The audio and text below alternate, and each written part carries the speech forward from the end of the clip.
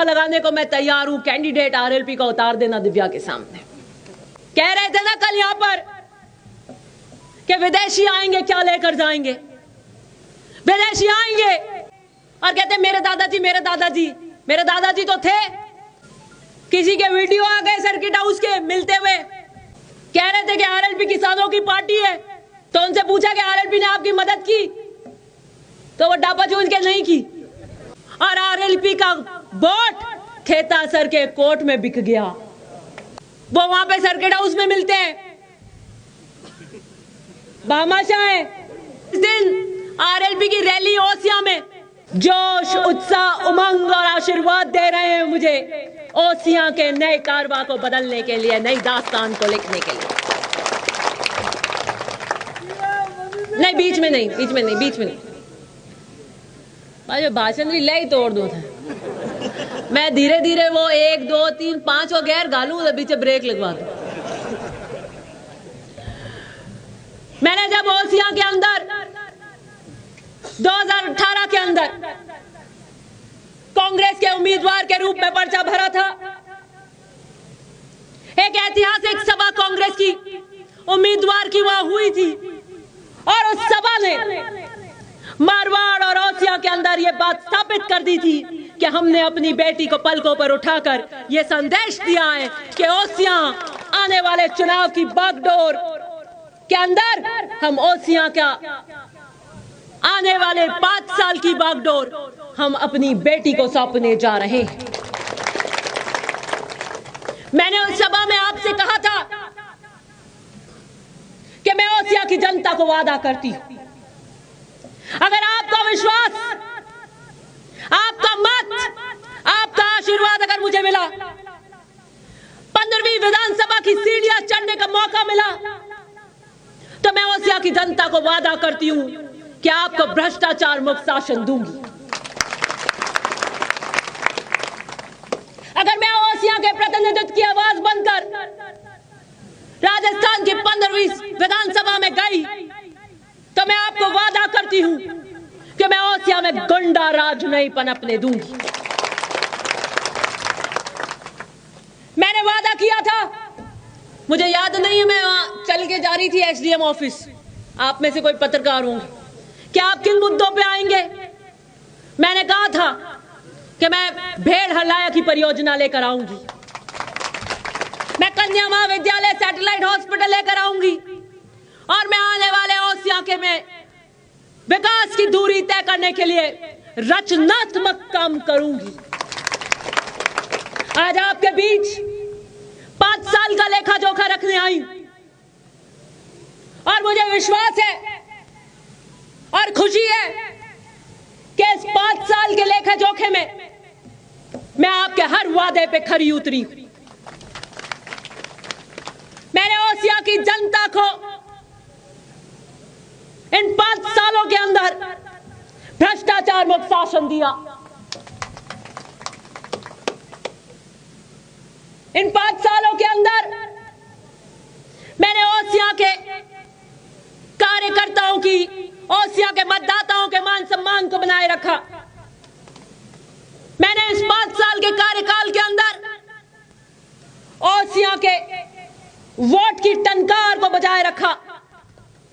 मैंने 5 साल के इस कार्यकाल के अंदर किसान की, गरीब की, मजदूर की, पिछड़े वर्ग की, आम व्यक्ति की गाड़ी कमाई लुटने नहीं दी।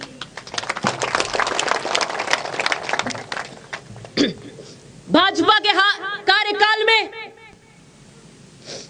क्या हाल थे ये किसी से नहीं छुपे। क्या बंदर बाट मची हुई थी, थाने नीलाम हो रहे थे, न्याय की दृष्टि से कोई न्याय नहीं था थानों में, तहसील नीलाम हो रही थी, बिजली घर में दलाली का बोलबाला था। मैंने आकर तहसील की नीलामी, थानों की नीलामी, बिजली घर की दलाली, सब पे अंकुश लगाने का काम किया। पहले आप आपकी ढोलकियां जल जाती थी, बिजली कट जाते थे। आपको सबको पता है ढोलकियां कैसे आती थी, कैसे काम कराते थे, कैसे आती थी, कैसे आती थी। मैंने ओ गांधी जी का जूत नहीं लगने दिया, आपकी जेब नहीं काटने दी मैंने किसी को, आपके खरी पसीने की कमाई पे डाका नहीं डालने दिया किसी को। अगर 5 साल के कार्यकाल के अंदर काम हुआ तो न्याय की परिधि पे हुआ।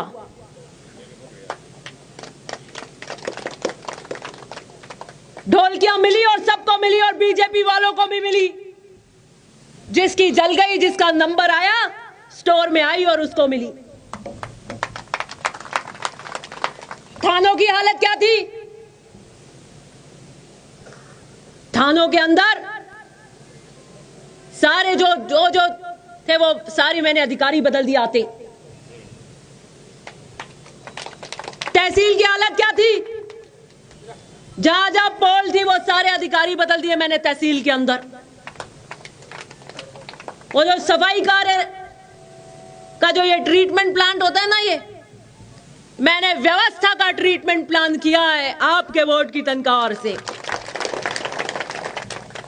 और हमने उस ट्रीटमेंट प्लान से स्वच्छ प्रशासन ओसिया को जनता को देने का काम किया। 5 साल के इस कार्यकाल में हम चुन चुन के अधिकारी लेकर आए और मुझे खुशी है कि हम ऐसे अधिकारी लेकर आए जिसने 5 साल में जनता की सेवा के भाव से काम किया। दलाली और लूट की बंदरबाट नहीं मचाई और उनको चिंता रही कि बिजली की ट्रिपिंग आई है तो उसको कैसे सुचारू किया जाए। थाने के अंदर अगर कानून व्यवस्था का मामला आया तो किसी तरीके से शांति बनाए रखी जाए। तहसील के अंदर आपके चाहे रस्तों के मामले हो, दूसरे मामले हो, कहीं पर भी कोई आक्षेप नहीं लगा कि यहां पर राज के जोर से और दादागिरी से काम होता है। आईने के अंदर कांच में साफ दिखते हुए काम किया। आज 5 साल का लेखा जोखा जब देने आई हूं तो कल आपके यहां पर भी एक मीटिंग थी, दूसरी थी कि नहीं थी? यही थी ना। 4 थाने लग रहे थे, खेड़ापा, चोमू, ओसिया, एक थाना और था। एडिशनल एसपी, डिप्टी, पुलिस की रिजर्व फोर्स और भीड़ थी 800,000 की, मैंने देखी थी। मेरे पास तो जीपीएस लगे हुए हैं, 50 लेयर से इंफॉर्मेशन आती है, मैं तो एक सिर गिरवा लेती हूं। गाड़ी का चक्का घूमता है, गियर डालते हो तो मुझे पता है कहां से कौन गाड़ी चली, कौन सी गांव से कौन बैठा, कौन नहीं गया, कौन आया। मैं अंडवाना में थी तो यहां 300 लोग बैठे थे उस वक्त। फोटो मंगा ली मैंने फटाफट, वीडियो। अरे रुको मैं बता दूं हैं। नहीं, मैं 300 हाथ वाला नहीं आ। थोड़ी देर बाद जब सभा हुई तो वो 500-700 में नागौर नहीं आ, मैं बावड़ी, लूणी और अटेरा, और जो 300-400 का बाद में कुछ और आए, 400 लोकल ओसिया के लोग थे। वो भाजपा के कट्टर कार्यकर्ता थे। और किस उम्मीदवार के कट्टर कार्यकर्ता थे ये आप जानते हो, मैं नहीं बोलना चाहती। भाजपा तो कह रही है आइए हम भीड़ कराएंगे, आपकी मीटिंग हम कराएंगे। एक मेरे बहुत बड़े शुभचिंतक हैं, वो वहां पे सर्किट हाउस में मिलते हैं, भामाशाह हैं वो। सर जिस दिन आरएलपी की रैली ओसिया में, उस दिन कांग्रेस के मेरे शुभचिंतक उनसे मिलते हैं और कहते हैं 1 करोड़ रुपया लगाने को मैं तैयार हूं, कैंडिडेट आरएलपी का उतार देना दिव्या के सामने।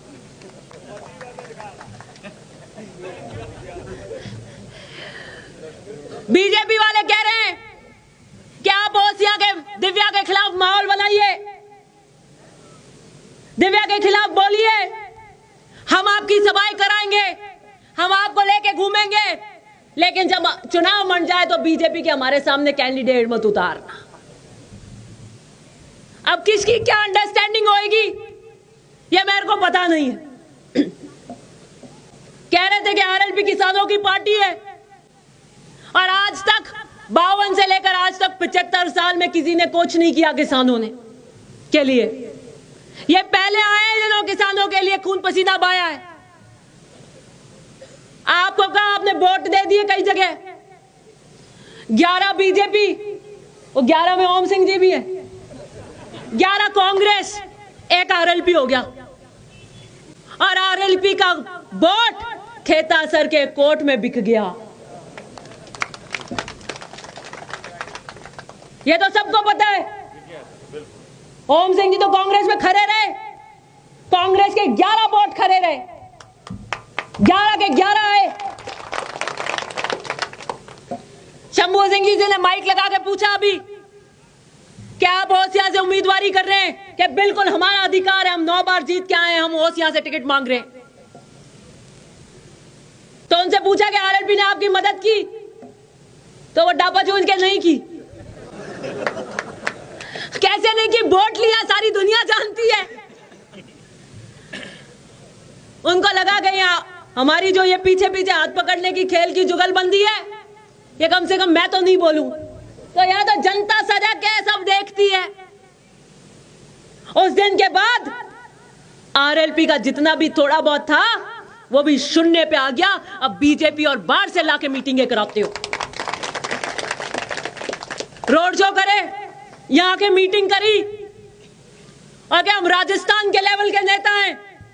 आज उससे 6 गुना ज्यादा भीड़ की मीटिंग में आज 6000 लोगों की मीटिंग यहां पर कर रही हूं, और इस 6000 लोगों की मीटिंग में मैं उधार का नहीं लेकर आई हूं, बाहर से ओसिया की मतदाता की मीटिंग ले रही हूं। ये 4-4 थाने क्यों लगे? ये एडिशनल एसपी और डिप्टी क्यों लगे? इसलिए लगे कि जब बहन बेटियों पे प्रहार करें तो कहीं भाटे नहीं उड़ जाए, पुलिस का जाप्ता लगाकर फिर प्रहार करेंगे।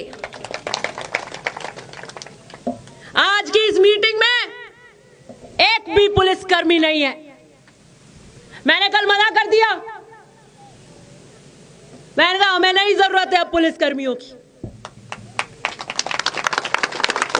जब आप अंडवाना के अंदर मेरी मीटिंग है, इस सभा से 4 गुना बड़ी मीटिंग हो रही है, उस थाने के हल्के के अधिकारी को आप यहां भेज देते हो। इतनी कौन सी पुलिस की कमी पड़ रही थी? भोपालगढ़, आसोप और बहुत थाने भेज देते आप। हमारी बड़ी सभा में 2 कांस्टेबल का इसकी भी जरूरत नहीं है आज के बाद में। मैं जनता के सुरक्षा कवच में निकली हूं, ओसिया के समग्र विकास के नारे के साथ में। मैंने अंडवाना में कह दिया, पोलें सबकी खुल गई। किसी के वीडियो आ गए सर्किट हाउस के मिलते हुए, पूछा कि आप कैसे आए आज मिलने, ओसिया में रैली है। आप भी धुर विरोधी दिव्या मदेरणा के, आप भी धुर विरोधी, दोनों जहर उगलते हो। आपके बेटी की समान है, आपका क्या लेके गई? लेकिन एक बढ़ती हुई कार्य क्षेत्र की स्त्री चुनौती और असुरक्षा का भाव पैदा कर देती है। जो स्वाभिमान, सिद्धांत और जनता के लिए संघर्ष करे, जो अपने कार्य क्षेत्र में मजबूती से काम करे, उससे फिर ऐसे ही असुरक्षा के भाव पैदा होते हैं। तो कहा मेरे रिश्तेदार हैं, हम मिलने आए हूं, मेरे रिश्तेदारी में मिलने नहीं आ सकते क्या? ये कौन सी नई रिश्तेदारी बुन रहे हैं? ये ओसिया की जनता देख रही है। स्वर्गीय परशुराम जी मदेरणा ने ओसिया की इस धरती से अपने जीवन के राजनीतिक सफर की शुरुआत करी थी। उन्होंने 1952 का पहला चुनाव ओसिया से लड़ा था और किसान राजनीति के झंडे को बुलंद करने के लिए लड़ा था। पिता ने 2003 और 2008 का चुनाव बाद में ओसियां की इस धरती से लड़ा था। स्वर्गीय परशुराम जी मदेरणा ने 2003 के बाद सार्वजनिक जीवन से संन्यास ले लिया था। मेरे पिता 2011 की जो घटना घटी उसके बाद सार्वजनिक रूप से आपके बीच में नहीं थे, तो मुझे नहीं लगता कि पड़ोस के व्यक्ति जो आकर मुझ पे छीटाकशी करते हैं, बार बार मेरे दादाजी का नाम लेते हैं और कहते हैं मेरे दादाजी मेरे दादाजी। मेरे दादाजी तो थे, उनका योगदान था, उनकी वजह से आज यहां खड़ी हूं, उनके उसूलों पे चल के आप काम कर रही हूं। आप अपने दादाजी का नाम क्यों नहीं लेते?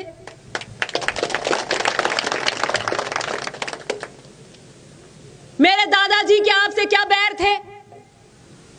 2003 में तो वो सार्वजनिक जीवन से उन्होंने संन्यास ले लिया, आपकी उनकी कोई लड़ाई नहीं थी। मेरे पिता की आपकी कभी कोई लड़ाई नहीं हुई, कभी कोई मिलना नहीं हुआ आपसे। एक बेटी की असुरक्षा, एक स्त्री की चुनौती ना काबिले बर्दाश्त है, तब मुझ पे प्रहार करते हैं, मेरे माध्यम से प्रहार करते हैं। सार्वजनिक जीवन की, भाषा की मर्यादा और मूल्यों की हर सीमा को लांघ गए। कह रहे थे ना कल यहां पर कि विदेशी आएंगे क्या लेकर जाएंगे। विदेशी आएंगे और लेकर जाएंगे कि हां, ओसिया की उस सरजमीन पर,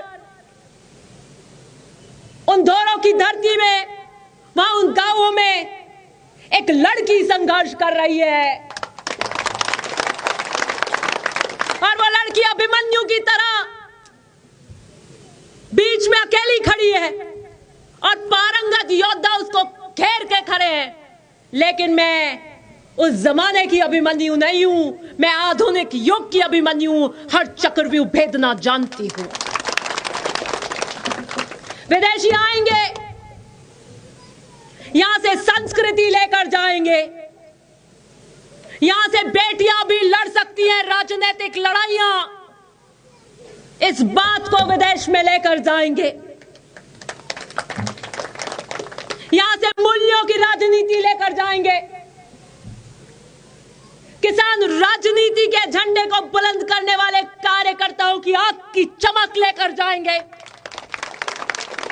इन बहनों के सर से हिमालय का पानी लाने के लिए घड़े उतरवाने की, मीठे पानी की उस दास्तान की चर्चा करेंगे।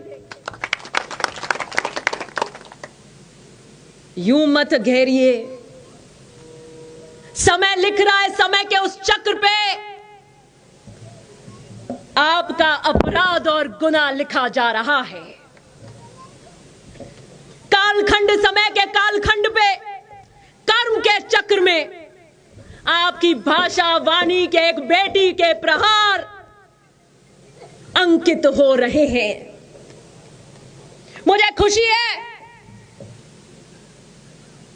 और आत्मविश्वास है कि जब चौतरफा चुनौती मिलती हो तो मान लेना आप सही काम कर रहे हो।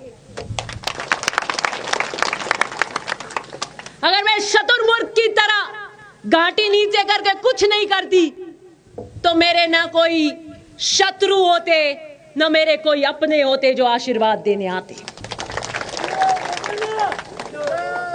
मेरे पिता ने मुझसे कहा कि दिव्या, संघर्ष पथ पर जब काम करने के लिए निकलोगी तो अनेकों गलतियां होंगी,